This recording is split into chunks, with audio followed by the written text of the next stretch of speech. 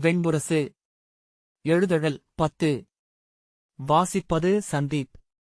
3. முகில்திரை 3. அபிமன்யு சாத்யகியின் அறைக்குள் நுழைந்து முகமன்கள் ஏதுமில்லாமலேயே நாம் நம்மை கோழைகள் என அறிவித்துக் கொள்ள வேண்டியதில்லை. மூத்தவரே, எனக்கு இங்கிருக்கும் படை எதுவாக இருந்தாலும் அது போதும்.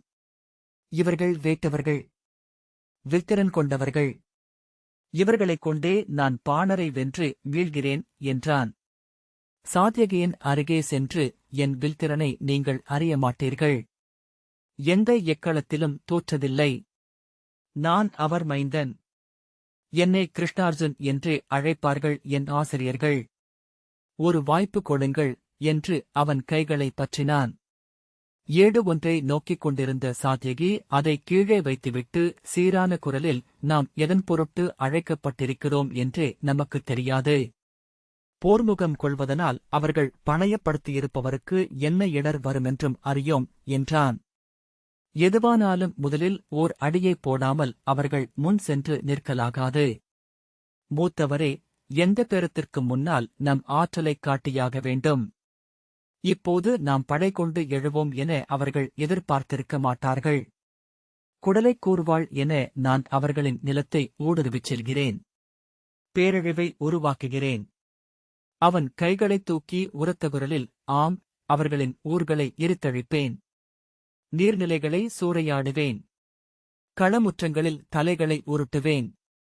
எண்ணிக்கொள்க, அவர்களின் 1000 பெண்களை சிறைப்பிடித்து வைப்பேன். அவர்கள் அஞ்சி மருவனை சூழ்வதற்குள் பேச்சுக்கு ஒருக்கமென்று அறிவிப்பேன். அவர்கள் முன் நிகரென்றமர்ந்து பேசுவேன். நம்புங்கள். இல்லையேல் நாம் இழப்பது மிகுதி. ஒருவேளை இந்த பேரத்தில் நாம் வெல்லக்கூடும். ஆனால் நெடுநோக்கில் தோற்றவர்களாவோம். இது மீண்டும் மீண்டும் நிகழும். சாத்யகி, நீ சொல்வது போல நிகழுமென்றால் நன்றே. இல்லையேல் என்ன ஆகும் என்றான். என்ன இது? களம் கண்டவரல்லவா நீங்கள்? எந்தையின் முதல் மாணாக்கரல்லவா? ஆகவேதானே உங்களிடம் பேச வந்தேன். ஸ்ரீதமர் அமைச்சர், அவருக்கு போரின் உளநிலைகள் புரியாது. மூத்தவரே, போருக்குப் பின் தோல்வியடைந்தால் என்ன செய்வதென்று எந்த க்ஷத்திரியனும் எண்ணக்கூடாது. தோல்வியை எண்ணிவிட்டாலே தோல்விக்குரிய தெய்வமாகிய அபஜையை வந்து அருகே நின்றுவிடுவாள். துயரால் கனிந்த இனிய முகம் கொண்டவள். கண்ணீர் நனைந்து மெல்லிய சொற்களால் உரையாடுபவள். குளிர்ந்தவள். பின்னிரவின் காற்று போல மலர் மணம் கொண்டவள். வியாதி தேவிக்கும் நித்ராதேவிக்கும் இளையவள். அவள் வந்துவிட்டால் தவிர்ப்பது மிக மிக கடினம். இனிய சொற்களால் நம்முடன் உரையாடுவாள். முதலில் தோல்வியால் பெரிய இழப்பில்லை என்பாள். அச்சொல்லின் இனிமையை நம் உள்ளத்தின் ஒரு நூனி தொட்டாலும் மேலும் பற்றி அருகணைந்து போரில் தோற்பதும் வெல்வதும் நிகரே என்பாள். பின்னர் நம்மை தழுவியபடி வெற்றிக்காக போராட வேண்டாம், போராடுவது கடமை என்பதற்காக போராடும்படி சொல்வாள். நம்மை இறுகப் பற்றிக் கொண்டு வெற்றி என்பது வீண் ஆணவத்தையே அளிக்கும் என்பாள். தோற்றவர்களே காவியத் தலைவர்கள் என்பாள். தோல்வியடைவதன் வழியாக நாம் மேலும் ஆழமாக காலத்தில் நின்றிருக்க முடியும் என்பாள். இன்று தோற்பதே என்றைக்குமான வெற்றிக்கான வழி என்று சொல்வாள். தோல்வியே வீரனின் முழுமை என நம்மை நம்ப வைப்பாள். தோல்வியை நோக்கி நாம் கை நீட்டுவோம். மன்றாடி அருகழைத்து நெஞ்சிலேற்றிக் கொள்வோம். தோற்றவர்களனைவரும் தோல்வியை விழைந்தவர்களே என்றான் அபிமன்யு. சாத்யகே சலிப்புடன் சப்தபதவியுகத்தின் முகப்புப் பாடல். கற்றிருக்கிறேன் என்றான். ஆனால் நான் இங்கே எளிய படைத்தலைவனாக அமர்ந்திருக்கவில்லை. இளைய யாதவரின் நிலத்தைக் காக்கும் பொறுப்பும் எனக்குள்ளது. பாணாசுரரின் ஆற்றல் என்ன என்று நமக்குத் தெரியாது. அவரது திட்டங்களென்ன என்றும் அறியோம். இந்நகரில் இருந்து கொண்டு நாம் அறியும் உளவுச் செய்திகள் மிக மிக குறைவு. ஆழமறியா நீர்நிலையில் தலைகீழாக பாய்வதற்கு பெயர் வீரமாக இருக்கலாம், அறிவுடைமை என்று இருக்க வாய்ப்பில்லை. அபிமன்யு சோர்வுடன் எத்தனை பெரும்படையுடையவர்கள் என்றாலும் அவர்களும் நம்மை அஞ்சுகிறார்கள். ஆகவேதான் நம்மை தாக்காமல் 14 ஆண்டுகளாக காத்திருக்கிறார்கள். நம்முடன் மனவுறவு கொள்ள விழைகிறார்கள் என்பதனாலேயே நம்மை முற்றழிக்கவோ முழுதும் விலக்கவோ அவர்கள் விரும்ப மாட்டார்கள். மூத்தவரே, யாதவர்களின் பூசல்களையும் பிளவுகளையும் நாம் அறிவோம். அவர்கள் நோக்கில் யாதவப் பேரரசு துவாரகை முதல் இங்கே சப்தஃபலம் வரை விரிந்து கிடக்கும் பெருநிலம். பல்லாயிரம் படைக்கலமேந்திய கைகளின் பரப்பு என்றான். நாம் அவர்களை அறைவோம். யானை வந்து அடித்தளத்தில் முட்டிய கோட்டை போல அவர்களை கட்டுக்குலையச் செய்வோம். அதன்பின் ஒவ்வொன்றும் எளிதாகும். என்னை நம்புங்கள், நான் வெல்வேன் என்றான். சாத்யகி தலையை அசைத்து, நன்று, உனக்கு போரிட ஒரு வாய்ப்பை அளிக்கிறேன். இப்போதல்ல, பாணர் கைப்பற்றியிருக்கும் பணையப் பொருள் என்ன என்று தெரிந்த பின்னர். இப்போது ஸ்ரீதமர் ஆணையிட்டபடி தூது சென்று செய்தியறிந்து வருக. அதன்பின் அனைத்தையும் எண்ணிச் சூழ்வோம் என்றான். அபிமன்யு, மூத்தவரே, எண்ணிச் சூழ்வோம் என்பதன் பொருளென்ன என்று நானும் அறிவேன். நான் சொல்வதை ஒரு கணம் செவிகொடுங்கள். நீங்கள் என்னை விட்டுவிட்டு இந்நகரின் படைகளை நோக்குகிறீர்கள் என்றான். சாத்யகி, நான் இளைய யாதவரை விட்டுவிட்டு யாதவருக்கு என்ன பொருள் என்று நோக்குகிறேன். விழியிழந்த மந்தை இது. அங்கே மறுதரப்பில் எழுபவர் எவர் என்று நீ அறிந்திருக்க மாட்டாய். கேட்டுத் தெரிந்துகொள். இனி நான் சொல்வதற்கேதுமில்லை என்றான். அபிமன்யு சில கணங்கள் செயலற்றவன் போல நின்றுவிட்டு, நன்று, எனக்கிடப்பட்ட ஆணையை தலைக்கொள்கிறேன். ஆனால் இது யாதவரின் மாட்சியின் சரிவு. விழித்தெழுந்தால் இதன் பொருட்டே நம்மை கொல்ல மாதுலர் படையாழியை எடுப்பார். ஐயமே இல்லை என்றபின் தலைவணங்கி வெளியே சென்றான். பிரலம்பன் படைகளில் சினத்துடன் இறங்கி வந்த அபிமன்யுவை நோக்கி சென்று, ஆணை என்ன என்றான். ஆணையா? கையை காலிடுக்கில் பொத்தி வைத்து துயில்க. அதுதான். செல். செல் மூடா என்றான் அபிமன்யு. பிரலம்பன், நன்று, அதுவும் உகந்ததே என்றான். வெட்டி வீழ்த்தி விடுவேன். அறிவிலி என்று அபிமன்யு கூச்சலிட்டான்.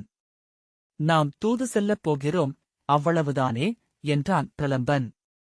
இல்லை, தூது செல்ல நான் என்ன தர்ப்ப ஏந்திய அந்தணனா? நான் வில்லேந்திய இளம் விஜயன். இவர்கள் யார்? இவர்கள் சொல்லுக்கு நான் ஏன் கட்டுப்பட வேண்டும்? பிரலம்பன், ஆனால் என்று தொடங்க நான் முடிவெடுத்துவிட்டேன். இதோ இது என் கணையாழி. இதில் விருஷ்டிகுலத்தின் முத்திரை உள்ளது. இதைக் கொண்டு சென்று வேடர் தெருவில் காட்டு. நான் கிளம்பிச் செல்கிறேன். நான் இதற்கு அடுத்த ஊரில் காத்திருப்பேன். வேட்டவர் தெருவில் வில்லேந்த தெரிந்த அனைவரும் காட்டுப் பாதையில் வந்து என்னுடன் சேர்ந்து கொள்ள வேண்டும். இது அரசாணை என்றான். பிரலம்பன், ஆனால் என தயங்க, மூடா, இன்று இந்நகரில் அரசுகுடி என்றிருப்பவன் நான் மட்டுமே. நான் ஏன் சாத்யகிக்கு ஆணையிடவில்லை என்றால் அது அவர் தந்தையின் மாணவராக எனக்கு மூத்தவர் என்பதனால்தான் என்றான் அபிமன்யு. சப்தஃபலத்திற்கு அப்பால் நெடுந்தொலைவில் காடுதான் இருந்தது. அதன் பின்னர் 2 குன்றுகள் நடுவே மார்த்திகம் என்னும் ஆயர்களின் சிற்றூர் கண்ணுக்குத் தெரிந்தது. தனியாக அவ்வூரில் நுழைந்த அபிமன்யு அங்கிருந்த ஊர்த்தலைவரின் மாளிகையில் காத்திருந்தான். அவன் காட்டிய ஓலையைக் கொண்டு அவனை ஸ்ரீதமரின் தூதன் என்று மட்டுமே ஊர்த்தலைவர் அறிந்திருந்தார். ஆகவே அவன் அங்கே 4 நாட்கள் காத்திருந்தது அவருக்கு விந்தையாக இருந்தது. ஆனால் அரசப்பணி என்பதனால் அவர் எதுவும் கேட்டுக்கொள்ளவில்லை. ஆனால் ஊரிலிருந்த எவரும் அவனிடம் எவ்வகையிலும் தொடர்பு கொள்ளலாகாது என ஆணையிட்டிருந்தார். அபிமன்யு பகலுமிரவும் நிலையெழுந்தவனாக காத்திருந்தான். 2வது நாள் முதல் எரிச்சலும் சினமும் கொள்ளத் தொடங்கினான். அவனிடம் ஊர்த்தலைவர் மட்டுமே பேசினார். ஒவ்வொரு சொல்லுக்கும் அவன் சினம் கொள்வதைக் கண்டதுமே அவன் அரசகுடியினன் என்பதை அவர் உய்த்தறிந்து கொண்டார். அவன் காத்திருப்பது எதை என அவர் முதலில் வியந்தார். அது ஊருக்கு நன்று செய்வதல்ல என்று ஐயம் கொண்டார். பின்னர் வரவிருப்பதை எண்ணி அஞ்சினார். இரவில் துயில் கொள்ளாமலானார். பகலில் துயில் பழுத்த விழிகளுடன் அபிமன்யுவை நோக்கும்படி தன் குடில் வாயிலில் தடியுடன் நாளெல்லாம் அமர்ந்திருந்தார். அந்தியிலும் புலரியிலும் ஊரின் தென்மேற்கு மூலையில் அமர்ந்திருந்த மோதநேயரின் கற்களுக்கு மலரிட்டு வணங்கினார். 4ஆம் நாள் பின்னிரவில் புரவிக் குளம்படிகள் கேட்டபோது ஊர்த்தலைவர் திடுக்கிட்டு எழுந்து உடல் நடுங்கினார்.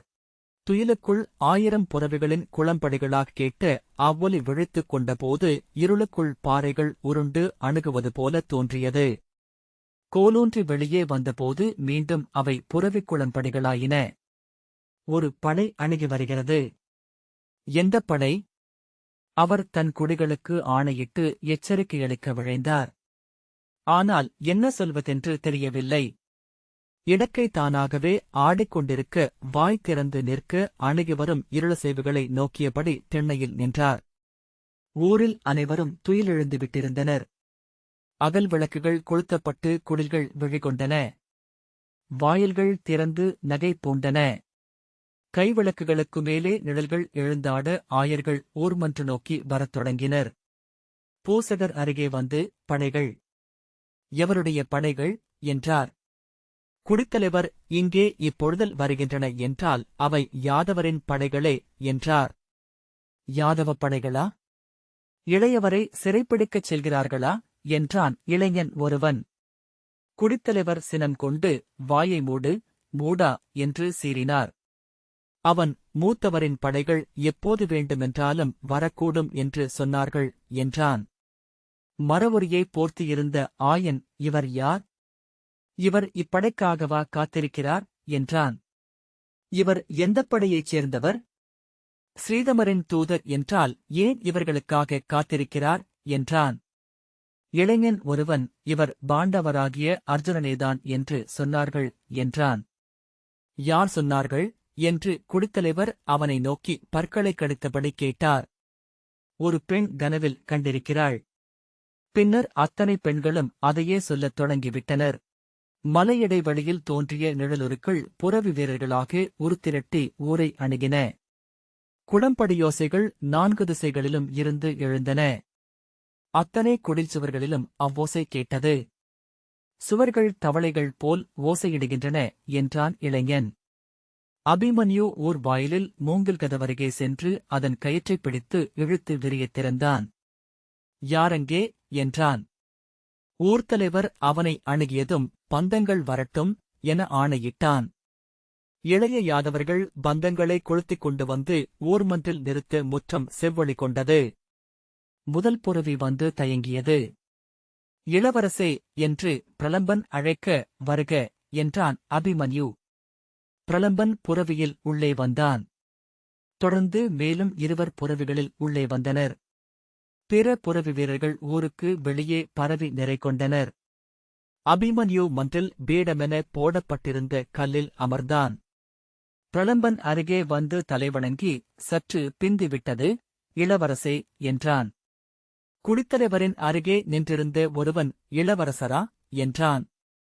இன்னொருவன், நான் எண்ணினேன்.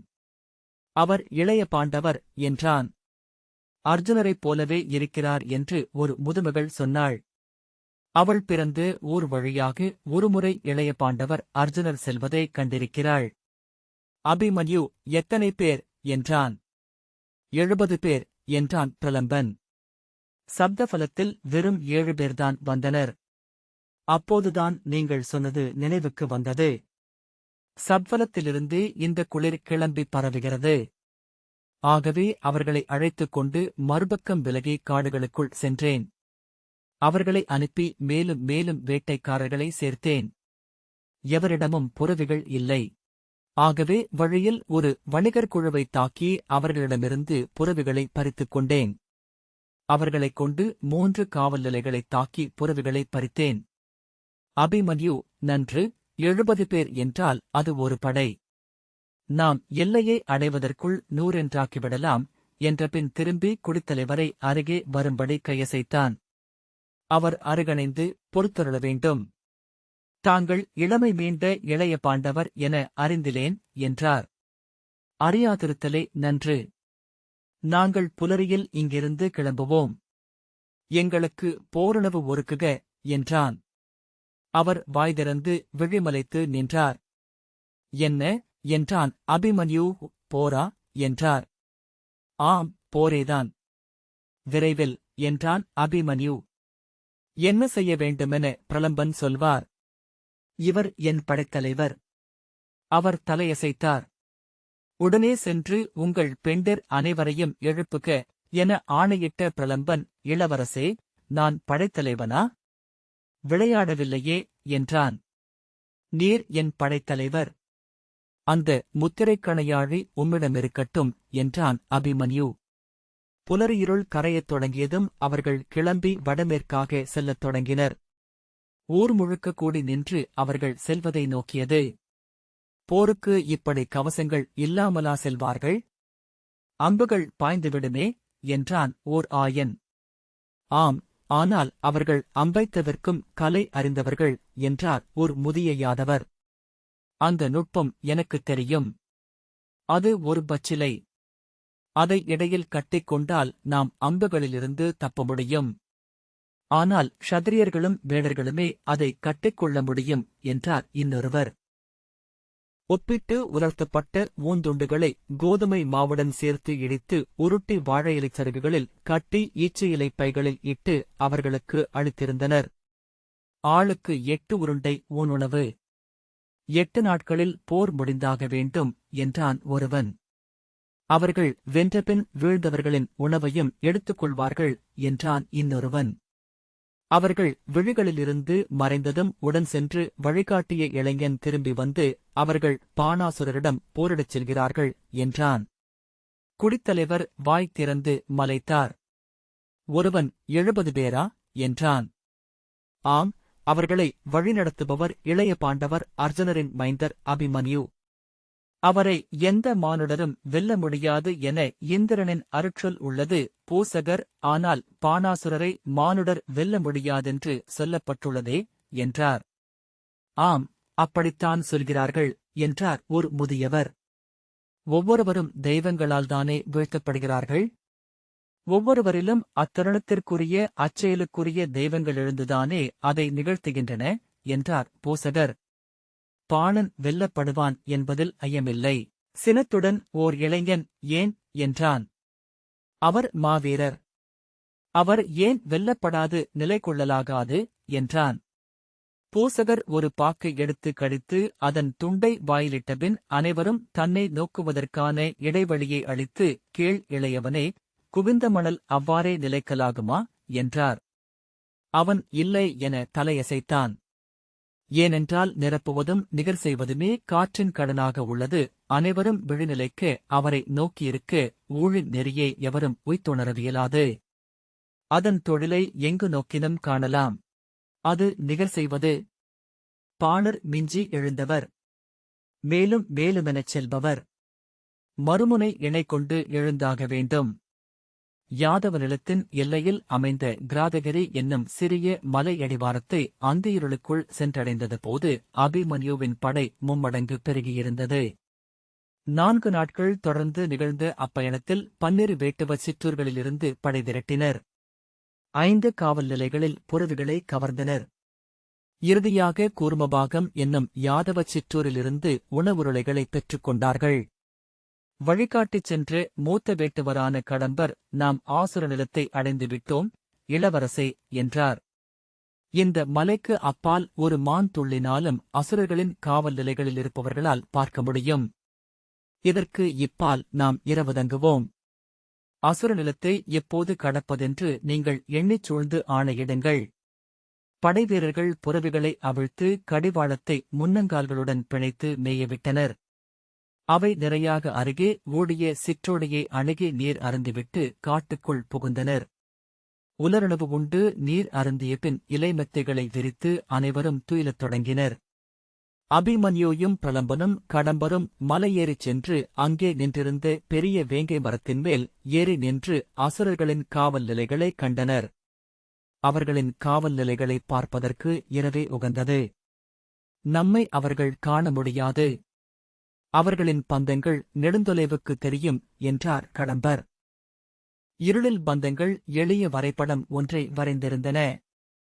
சில கணங்கள் நோக்கிவிட்டு, மிகச்சிறந்த காவலரன். காடுகளை இப்படி காவல் காக்கவியலும் என இந்திரபிரஸ்தத்திலோ அஸ்தினபுரியிலோ எவரும் அறிந்திருக்க மாட்டார்கள் என்றான் அபிமன்யு. இவ்விருளில் கூட நாம் ஓர் எல்லைக்கு அப்பால் செல்ல முடியாது. கருங்குரங்குகளும் உச்சிக்கிளை பறவைகளும் ஒலி எழுப்பி நம்மை அறிவிக்கும்.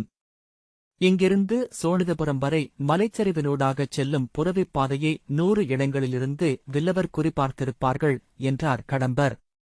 சோழிதபுரம் தெய்வங்களால் கட்டப்பட்ட வன்கோட்டை சூழ்ந்தது. உள்ளே அத்தனை தெருக்களிலும் அசோகம் செம்பாலை என செம்மரர்கள் விரியும் மரங்கள் மட்டுமே நட்டு வளர்க்கப்பட்டுள்ளன. வசந்தம் எழுகையில் அந்நகரம் காட்டுத்தீ எனத் தெரியும். ஆசுர நாட்டுக்குள் எங்கும் வண்டிப்பாதைகள் இல்லை. கால்களற்றவை தங்கள் காட்டுக்குள் நுழையலாகாதென்பது அசுரர்களின் மூதநெயரின் ஆணை. வணிகர்கள் அத்திரிகளிலும் வீரர்கள் புறவிகளிலும் செல்வார்கள் என்றார் கடம்பர். நன்று, சாலை இல்லையேல் அக்கோட்டையை அழைக்கும் தண்டு வண்டிகள் அங்கே அணுகவியலாது என்றான் அபிமன்யு. அவன் சொன்னதை அப்போதுதான் உணர்ந்தவர் போல அவர் அவனை கூர்ந்து நோக்கினார். பாணாசுரரின் குலமுறை என்ன, கடம்பரே என்றான் அபிமன்யு. கடம்பர் அக்கேள்வியால் மீண்டு வந்து, நானறிந்த கதைகளெல்லாம் வேட்டைக்குடிப் பாடகரின் சொற்களில் எழுந்தவை என்றார். பாணர் காசியபகுலத்தவர். ஹிரண்யகசிபுவின் கொடிவழியினர். மகாபலியை மூதாதையாகக் கொண்டவர். அசுரகுலத்து அன்னை நிகும்பைக்கு 8வது மைந்தனாகப் பிறந்தார். அப்போது அவர் குலம் சுருங்கி சிறுத்து காடுகளுக்குள் மரங்களுக்கு மேல் அமைக்கப்பட்ட சிறு குடில்களில் பறவைகளைப் போல வாழ்ந்து கொண்டிருந்தது. பாணரின் அன்னை நிகும்பை அக்குடியில் மூதன்னையர் ஊரும் பிச்சி என அறியப்பட்டிருந்தாள். அசுரர்களின் மூதாதையர் வாழும் மலைக்குகை ஒன்று சோழிதபுரியின் வடமேற்கே உள்ளது. பெரும்பாம்பின் திறந்த வாய் போன்ற அக்குகையை நாகபிலம் என்றனர். குறைமைந்தர் பிறந்தால் அக்குழவியைக் கொண்டு சென்று அக்குகைக்குள் வீசிவிடுவது அவர்களின் வழக்கம். அக்குகைக்குள் வாழும் மூதாதையர் அக்குழவியை உண்டு மீண்டும் ஒன்றை அவர்களுக்கு அளிப்பார்கள். பிறிது தருணங்களில் எவரும் அக்குகை அருகே செல்வதில்லை. சிறுமிப் பருவத்தில் காட்டில் தோழியருடன் தேனடை கொய்யச் சென்ற நிகும்பை சிற்றோடை ஒன்றில் இறங்கி நீர் அருந்துகையில் பாறையில் கால் வழுக்கி பெருக்கில் விழுந்தாள். நாகமென அவளை சுற்றிப் பிடித்து சுழற்றி அள்ளிக் கொண்டு சென்றது மலையாறு. தோழியர் கூச்சலிட்டு அலற அவள் உருண்டு கடும்புதர் செறிந்த இருளுக்குள் மறைந்தாள். அவர்கள் அந்திவரை அவளைத் தேடிவிட்டு திரும்பி வந்தனர். மறுநாள் அவளை தேடிச் சென்ற அசுரர் எங்கும் அவளைக் காணாமல் அவள் இறந்துவிட்டாள் என்று எண்ணி திரும்பி வந்தனர். அவளை அக்காட்டாறு நாகபிலத்திற்குள் கொண்டு சென்று எரிந்தது. இருண்ட ஆழத்திற்குள் அலறியபடி விழுந்து எங்கோ மறைந்தது அது. நீருண்ணும் பசுமுகம் எனப் புடைத்து நின்ற சுண்ணப்பாறையைப் பற்றிக் கொண்டு கரையேறிய நிகும்பை அங்கே குகைகளின் சுவர்களில் அசுரர்களின் இறந்து மூதாதையர் அனைவரும் ஓவியங்களாக வரையப்பட்டிருப்பதைக் கண்டாள். அவர்களின் விழிகள் இருளுக்குள் மணிகளென மின்னின. பின்னர் அவர்களின் முகங்கள் உயிர் கொண்டன. அவர்கள் புடைப்பு கொண்டு எழுந்தனர். அவளுடன் உரையாடலாயினர். 7 நாட்களுக்குப் பின் அவள் பிச்சியைப் போல் திரும்பி வந்தாள். அவள் ஊருக்குள் நுழைந்தபோது அது அவள் உயிர் சூடிய பேய் என அஞ்சி அசுரகொடியினர் குடில்களுக்குள் புகுந்து வாயில்களை மூடிக்கொண்டனர். அவள் அன்னையும் தந்தையும் அஞ்சி ஒளிந்து சுவரிடுக்கினூடாக அவளை நோக்கிக் கலுழ்ந்தனர். அவள் எவரையும் அழைக்கவில்லை. ஊர்மன்றிலிருந்த பீடப்பாறையில் ஆலமரத்தடியில் நிமிர்ந்த தலையுடன் கால் மடித்து அமர்ந்தாள். 2 நாட்கள் அசைவிலாது அங்கேயே அமர்ந்திருந்த அவளைக் கண்ட மூதன்னை ஒருத்தி அவள் குடித்தெய்வம் ஏறிய ஊர்தி என அறிந்தாள். அவள் கால் மடித்து அமர்ந்திருந்த முறை மூதன்னையருக்குரியது என்றாள். பலியும் மலரும் கொண்டு வணங்கியபடி அவர்கள் அவளை அணுகினர். பலியோனை எடுத்து அவள் உண்டாள். மலர்களை எடுத்து அழுக்கு பற்றி சடை கொண்டிருந்த கூந்தலில் சூடினாள். அவர்களை நோக்கி புன்னகைத்து அவர்கள் கேட்டிராத மொழியில் வாழ்த்தினாள். அவள் அன்னையும் தந்தையும் உடன் பிறந்தாரும் கண்ணீருடன் இல்லத்திற்கு வரும்படி அழைத்தனர். அவர்களை அவள் விழிகள் அறியவே இல்லை. தனக்குத்தானே சிரித்துக் கொண்டும் தலையாட்டிப் பேசிக் கொண்டும் அங்கேயே இருந்தாள். அதன்பின் அவள் இல்லம் மீளவில்லை. பசிக்கொள்கையில் அந்த மன்றுப்பாறை மேல் வந்தமர்ந்து பலிக்கொடை கொண்டு திரும்பிச் சென்றாள். அவளை காடுகளுக்குள் வேட்டைக்கும் தேனெடுக்கவும் செல்கையிலும் அவர்கள் கண்டனர். காட்டு விலங்கென புதர்களுக்கிடையே சென்று கொண்டிருந்தாள். மலைக்குகைகளில் துயின்றாள். மரங்கள் மேல் அமர்ந்திருந்தாள். அவள் உடலில் ஆடைகள் அகன்றன. நீழ்குழல் சடைப்பிரிகளாக ஆகியது.